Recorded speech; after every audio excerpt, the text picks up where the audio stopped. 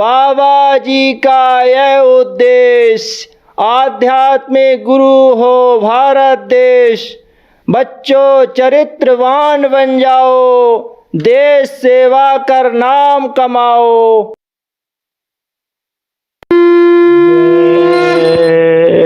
गुरुदेव दाता सबके एक ही, सदा रहे गुरुदेव।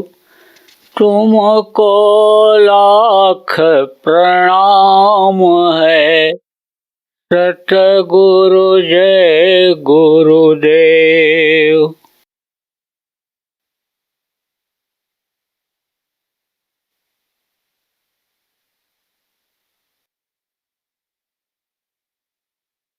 कहा गया सत्संग सुनो और सुनाओ। सत्संग खुद भी सुनो, परिवार वालों को भी सुनाओ, बच्चों को भी सुनाओ। संस्कार से ये बच्चे बिगड़े हुए बदलेंगे, संस्कार उनके अंदर अच्छा पड़ेगा।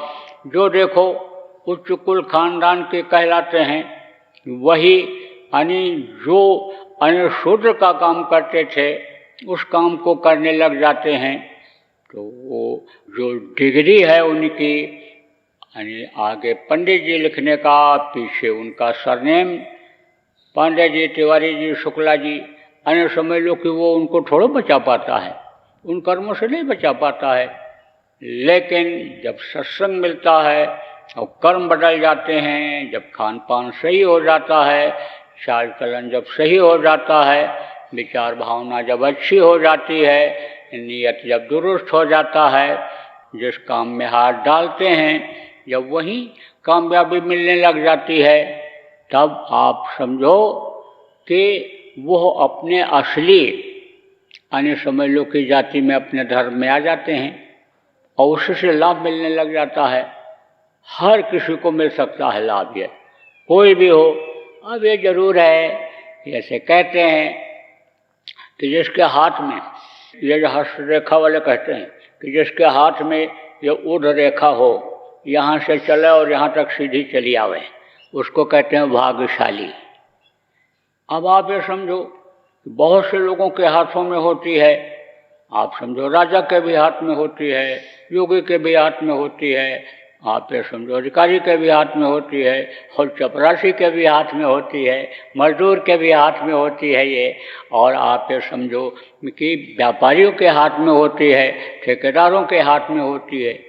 अब ये जरूर है कि सबके नहीं, किसी किसी के, तो जिसके भी हाथ में होगी वो जिस जगह पर रहेगा तरक्की पर रहेगा, बुद्धिमान कहलाएगा, उसको उसी श्रेणी में रहेगा जहाँ पर उसी के लोग सम्मान देंगे, उसी अन्य समाज में जहाँ रहेगा वो अन्य सबसे अलग ही रहेगा, उसके विचार और भावनाएं अलग रहेंगी। तो ऐसे ही अन्य समझ लो कहीं भी रहेगा, किसी श्रेणी में रहेगा, किसी भी जगह रहेगा, लेकिन वो सबसे अलग रहेगा।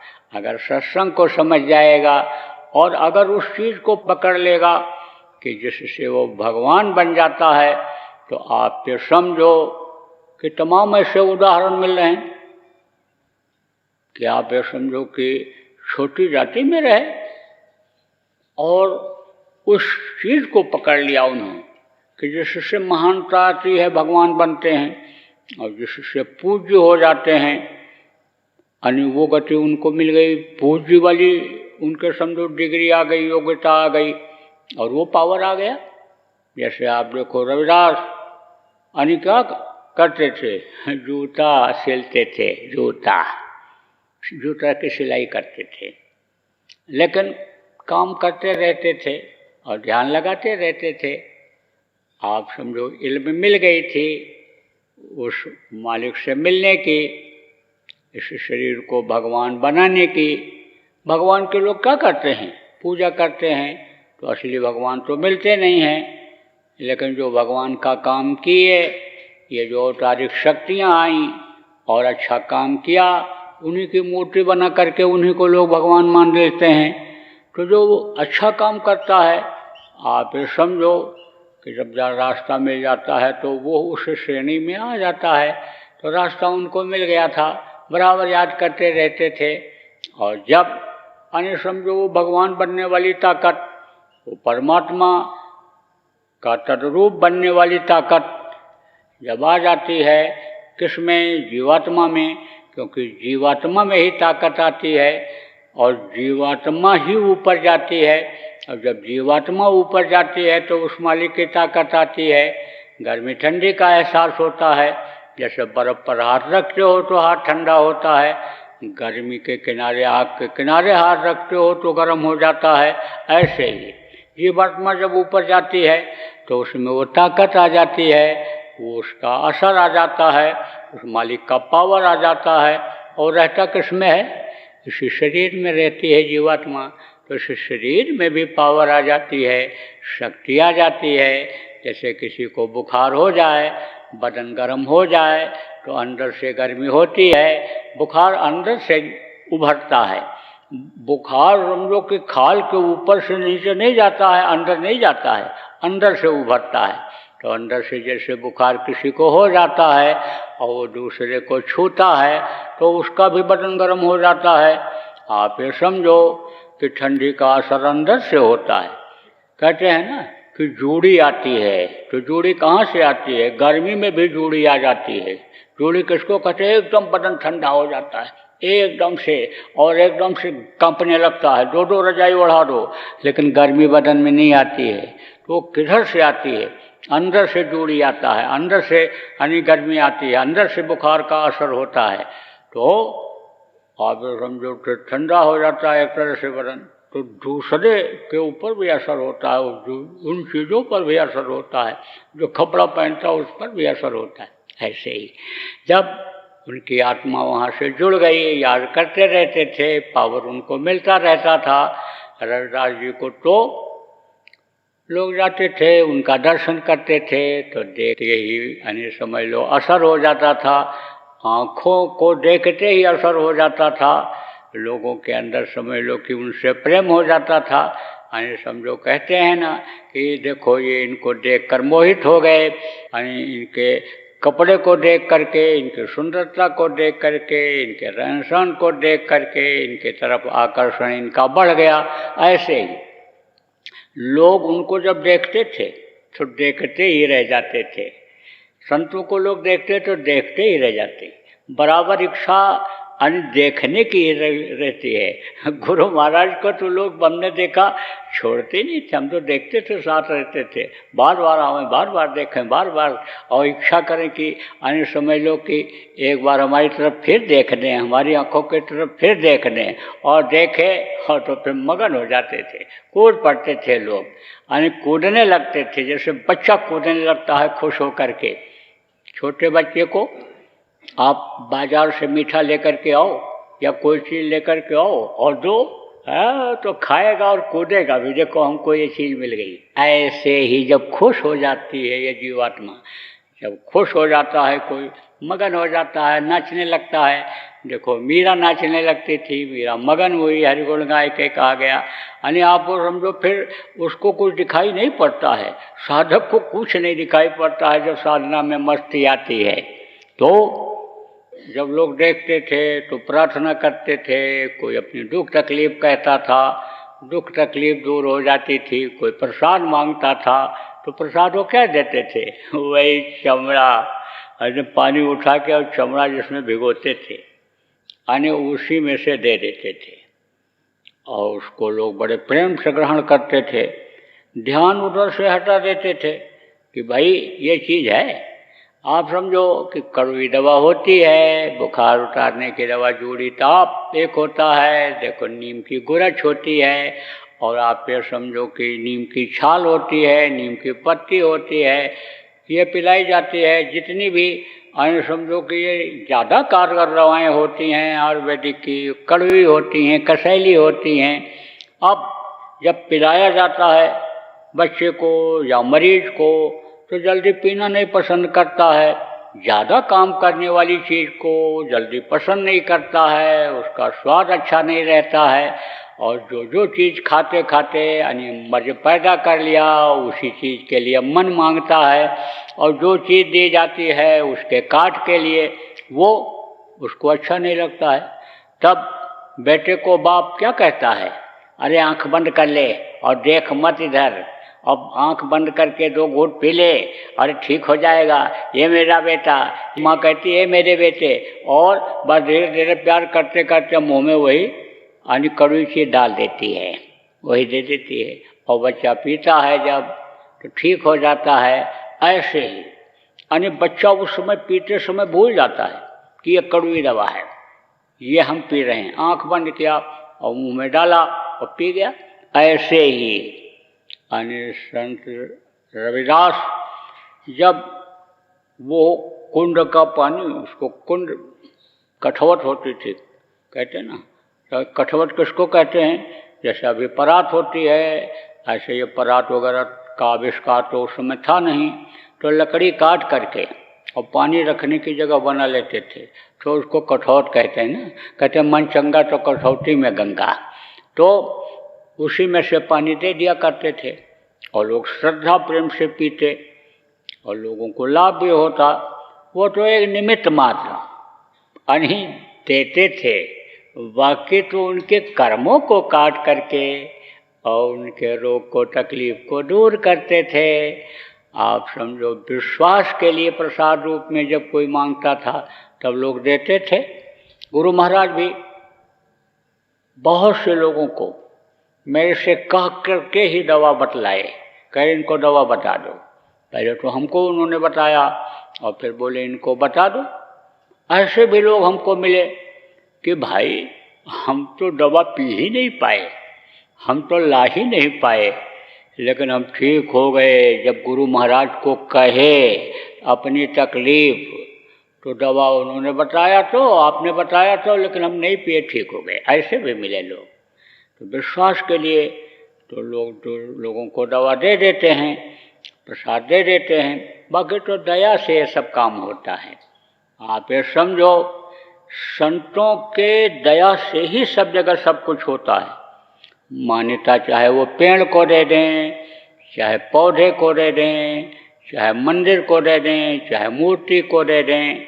आप ये समझो, यही कारण है कि संत जब इस धरती पर रहते हैं तो आप समझो कि जब रहते हैं तो उस जगह का महत्व रहता है और उस जगह से लोगों को लाभ मिलता है।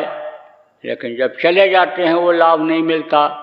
अब चूँकि उनका पैर वहाँ पड़ा रहता है, वहाँ साधना करते हैं, जगह वो जग जाती है और लोग आते जाते हैं, कुछ समय तक लोगों को लाभ मिलता है। लेकिन उसी जगह पर जब कोई मान लो कि उसी तरह की भीड़ इकट्ठा करना चाहे, उस तरह से लाभ चाहे जैसे संत रहते हैं और मिलता है, तब वो तरह तरह से लोगों को आकर्षित करने लगता है। तरह तरह से रामलीला, रासलीला और झूठ और फरेब और ये वो, तो जगह गंदी हो जाती है। और जब साधना नहीं हो पाती है, उनके स्थान पर जो उन्होंने उपदेश किया उस उपदेश को पकड़ नहीं पाए और वैसा जब नहीं कर पाते हैं और भीड़ भाड़ उसी तरह जुटाने की कोशिश करते हैं, तो धार्मिक स्थान होने के नाते, आते जाते रहने के नाते वहाँ से प्रेम हो जाता है और फिर वो सेवा वहाँ देते हैं। अब जब देते हैं उसको खाते हैं तो वो और भी बुद्धि को खराब कर देता है। तो आप देखो, कुछ दिन के बाद महत्व खत्म हो जाता है, फिर वो क्या बन जाता है, वही पंथ बन जाता है। फिर उसी तरह से जैसे पहले लोग करते रहे, ऐसे संत मत में भी देखो बहुत से पंथ बन रहे हैं और बनते चले जा रहे हैं। तो आपको यह बात प्रेमियों समझने की ज़रूरत है कि दया करते हैं और दया से लोगों को लाभ मिलता है, लेकिन जल्दी लोगों को विश्वास नहीं होता तो प्रसाद रूप में भी कुछ न कुछ दे देते हैं। अब वहाँ जब लोग जाने लगे, लोगों को फायदा होने लगा, तो इसका बड़ा प्रचार हुआ कि भाई वो रैदास हैं, वो तो जूता की सिलाई करते हैं, लेकिन उनमें बहुत आध्यात्मिक ताकत है, भगवान के बड़े भगत हैं, भगवान की उनके ऊपर दया मेहर है और जो भी जाता है सबको फायदा होता है। तो वहाँ का जो राजा था राजस्थान के एक राजा पीपा साहब हुए। तो पीपा साहब के समय की बात है। तो पीपा साहब भी एक दिन सोचे कि हम भी चलें देखें तो क्या है कैसे है। तो पीपा आप सोचने लगे कि भाई मैं तो क्षत्रिय कुल खानदान का, और वो जूता टाँकने वाले रविदास, तो उनके यहाँ हम जाएं कैसे, तौहीनी हो जाएगी, बेइज्जती हो जाएगी। लेकिन जब उनके प्रभाव को बराबर सुनते रहे तो दृढ़ता आ गई, मजबूती लाई। बोले चलेंगे। जब बीमारी आती है तब ये कोई नहीं देखता है कि ये कौन जाति के डॉक्टर हैं। जब तकलीफ होती है तब आदमी ये नहीं देखता है कि किस जाति के हैं, हमको पानी पिला रहे हैं कि रोटी खिला रहे हैं। जब तकलीफ आती है, गांव में आग लगती है, बुझाने के लिए जब आवाज़ वो लगाता है, तब ये नहीं देखता है कि ये छोटी जाति का है और हमारा घर ये पंडित जी का है तो हम इनको बाल्टी न दें, बर्तन न दें बुझाने के लिए। तो ऐसे ही यानी जब तकलीफ आती है तो आदमी को कुछ समझौता अपने भावनाओं से करना पड़ता है। तो समझौता किया उन्होंने, कहा चलना तो है। तो मौका देखने लगे कि ऐसा मौके पर चला जाए कि सांप भी मर जाए और लाठी भी बच जाए, प्रचार भी न हो कि पीपा गया था वहाँ, और चले भी चलें। तो गंगा स्नान का पर्व था, अमावस्या पूर्णिमा को होती है। ये अमावस्या और पूर्णिमा जो आती है, इनके अलग अलग महीने का अलग अलग महत्व होता है। तो कोई कोई पूर्णिमा को स्नान पर्व मनाते हैं अमावस्या को, कि आज स्नान करोगे तो ये लाभ मिलेगा। तो चले गए लोग गंगा नहाने, नदी में स्नान करने। ज़्यादातर लोग चले गए, इक्का दुक्का रह गए। तो गलियों गलियों से राजा गया। तो रविदास जी का पूछा एक आदमी से, कहा वो बैठे हुए। कब गया? जब अंधेरा हो रहा था। तो लोग स्नान करने जाते थे, मेला लगता था जहाँ, वहाँ पर लोग अपना बैठते, घूमते, बाजार घूमते, सामान खरीदते, देर से आते थे। तो कहा कि अंधेरा हो जाएगा तब चलेंगे। तो अंधेरे अंधेरे गलियों गलियों से गया। किसी से पूछा तो कहा वो बैठे हुए, ये तो चले जाते थे लेकिन अभी तो दीपक जलाए हुए बैठे हुए हैं, चले जाओ अभी दर्शन हो जाएगा, मिल जाएंगे। जब गया तो प्रणाम किया, देखा दिव्य रूप, देखते ही मोहित हो गया, फिर प्रणाम किया। गुरु महाराज ने एक बार गुलाबी पगड़ी बंधवाई थी, और गुलाबी पगड़ी बांध करके जब हम लोग चलते थे तो देखते ही ऐसे सिर झुक जाता था लोगों का। पता नहीं वो क्या देखते थे। गुरु महाराज ने कहा था कि गुलाबी पगड़ी वालों की जहाँ तक नजर जाएगी वहाँ तक कोई नहीं मरेगा। गुलाबी कपड़ा जब हमने पहनाया लोगों को, बड़ा लोगों ने विरोध किया गुलाबी कपड़े का, लेकिन जब पहनने लगे और देखा फायदा, तो वही लोग, पहनने वाले लोग ही लोगों को जवाब देने लग गए कि तुम्हारे ख्यालात गलत हैं, तुम्हारे विचार गलत हैं। एक तरह से उसके साथ दया आशीर्वाद जुड़ जाता है।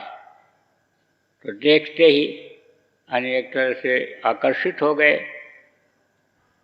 आप देखो मंदिर बना हुआ रहता है, और जो मंदिरों के श्रद्धा रखने वाले लोग होते हैं, मंदिरों पर जिनको अटूट विश्वास होता है, आप देखो मंदिर के पास पहुँचेंगे तो प्रणाम जरूर करेंगे, सिर झुका देंगे, हाथ जोड़ देंगे, हाथ भी नहीं जोड़ पाएंगे तो सिर झुका देंगे।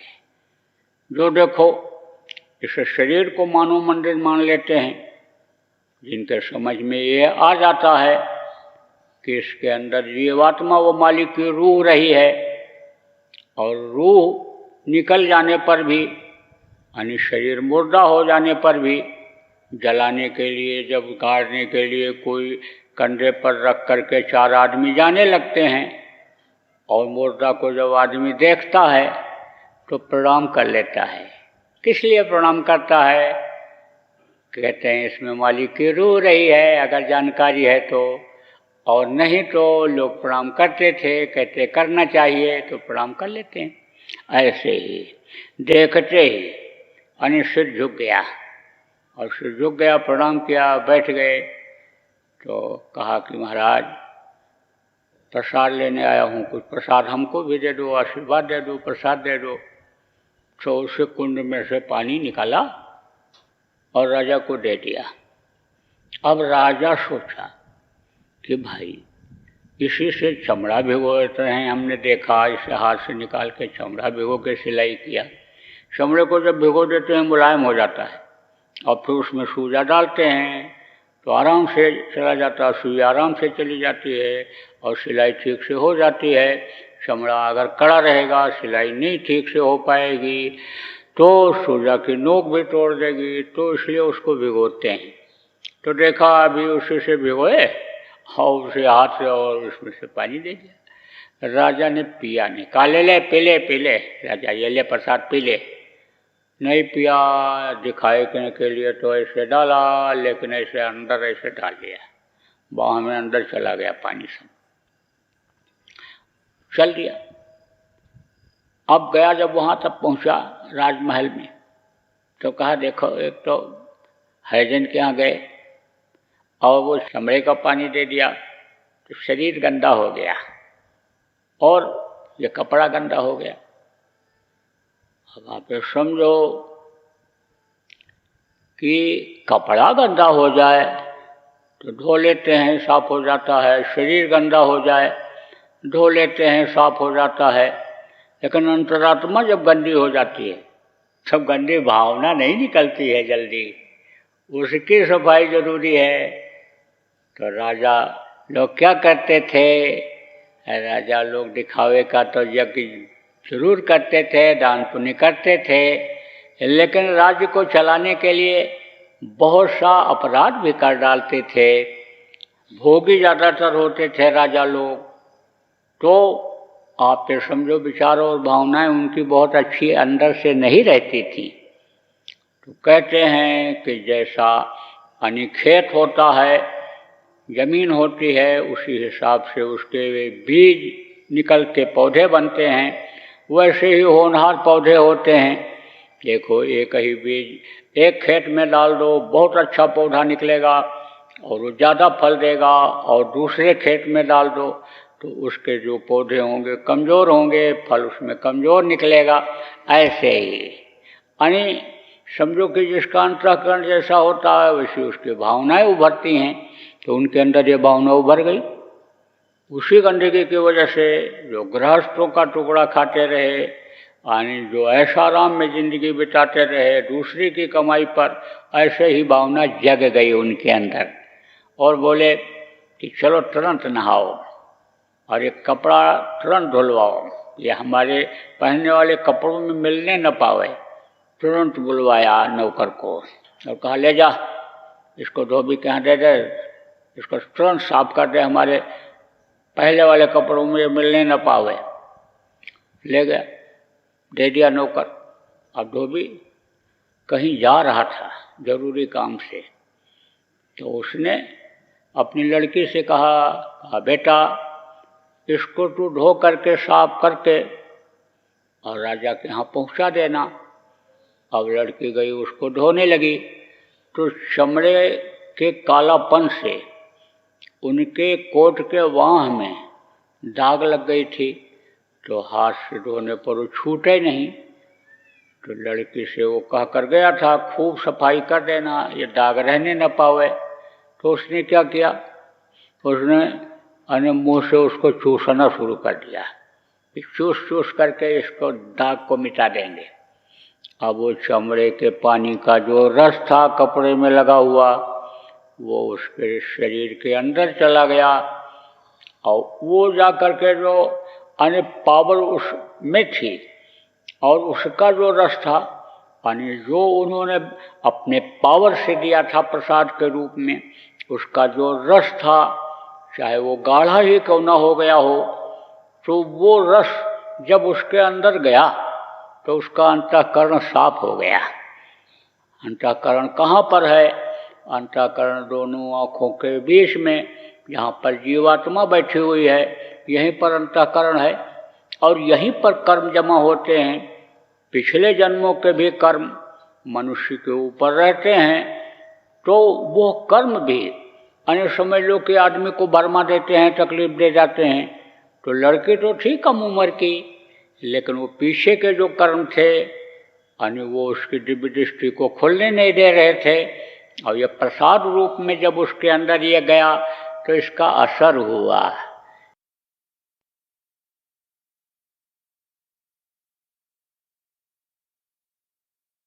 तो प्रेमियों, कहते हो ना कि मन नहीं लगता है, मन किधर जा रहा है, उस पर विचार करो। किसकी वजह से मन खराब होता है, उस पर आप कंट्रोल करो। देखो,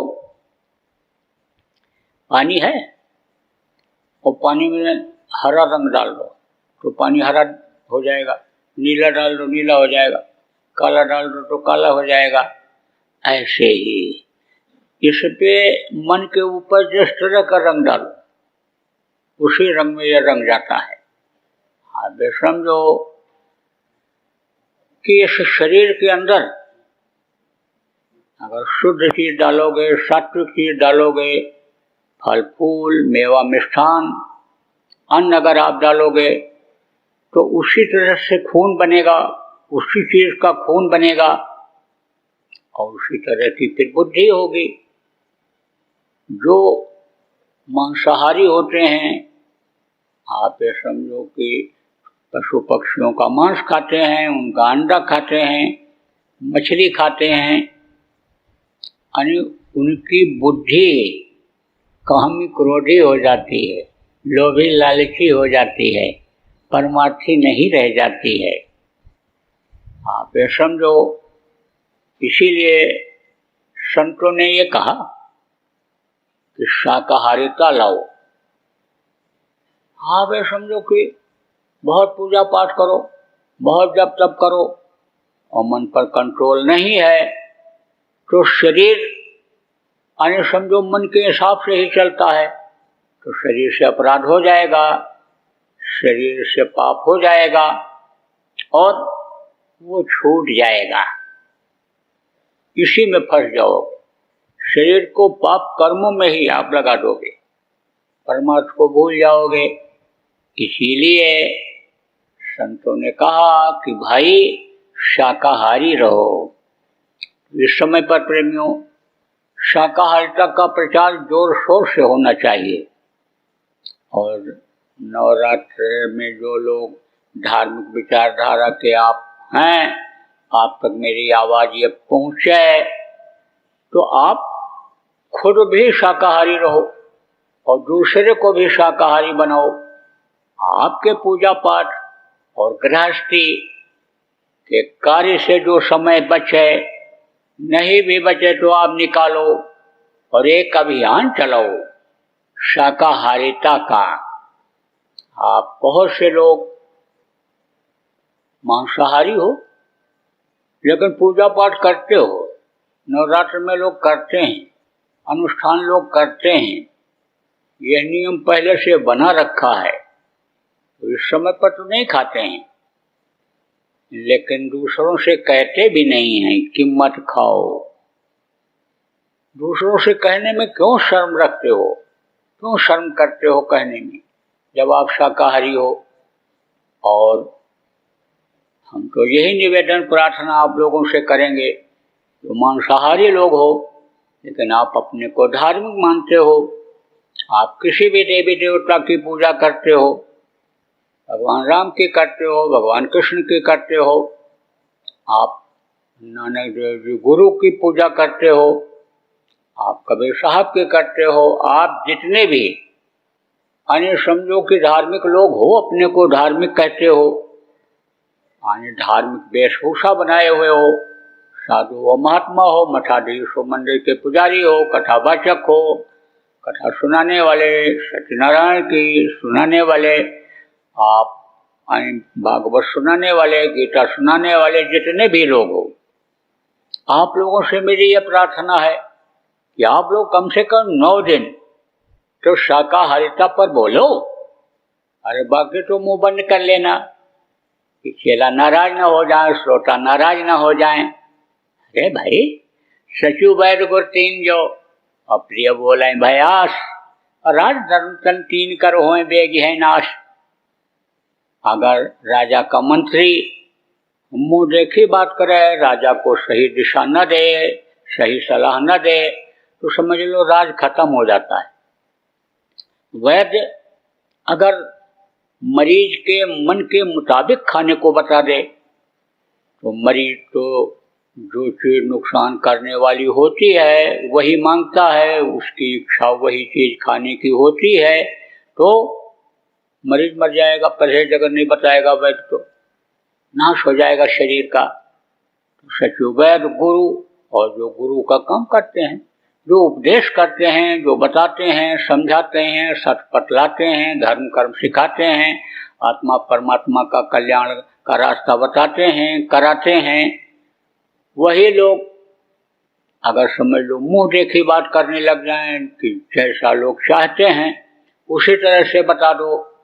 कोई कहता कि मैं बड़ा पापी हूँ, मांस खाता हूँ, मछली खाता हूँ, अंडा खाता हूँ, शराब भी पी लेता हूँ, चोरी व्यभिचार भी कर डालता हूँ, बड़े आदमियों का साथ है, बड़े बड़े नेताओं का साथ है, बड़े बड़े अधिकारियों का साथ है, और मुझको ये सब करना पड़ता है। तो महाराज हमको कोई ऐसा उपाय बता दो, ऐसा मंत्र दे दो, ऐसी दीक्षा दे दो कि हमारा ये भी चलता रहे और वो भी चलता रहे। तो अब अगर ये जो गुरु का काम करने वाले आप लोग हो, आपने अगर उसके मुंह देखी बात करी, बोले कोई बात नहीं है, समझ लो उसके पाप से आपको दबना पड़ेगा, कर्मों से दबना पड़ेगा।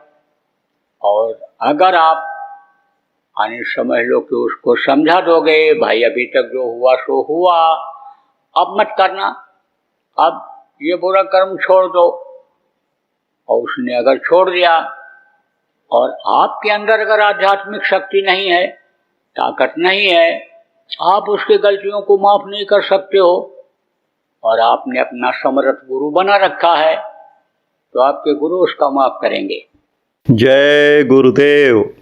बाबा उमाकांत जी महाराज अपने ही प्रेमियों के सहयोग से संस्था द्वारा जनहित का कार्य करते हैं। किसी भी व्यक्ति, संस्था व सरकार से कोई भी चंदा, चुटकी व अनुदान नहीं लेते और किसी भी तरह का व्यापार भी नहीं करते। इसलिए आप श्रोताओं को बताया जा रहा है कि बाबा जी के नाम पर किसी भी प्रकार का धन मांगने वाले व व्यापार में प्रचार करने वाले लोगों से होशियार रहिएगा। आपसे यही कहना है कि सत्संग सुनो, समझो और अच्छा लगे तो मानो। आने वाली बीमारी तकलीफ़ों से बचने के लिए कुदरत व सरकारी नियम का पालन करो। आपके सुझाव के लिए व्हाट्सएप नंबर 9575600700। जय गुरुदेव, जय गुरुदेव। बंदेरो पड़ेंगे तो निदान क्या होगा, दया के निधान का विधान क्या होगा। अब फूट पड़े तेरी रहमत की धार, हमारा देश फूले फले के प्यारा देश फूले फले। यही वंदना है गोरों से बारंबार, हमारा देश फूले फले के प्यारा देश फूले फले। जय गुरुदेव, जय गुरुदेव, जय गुरुदेव, जय जय गुरुदेव।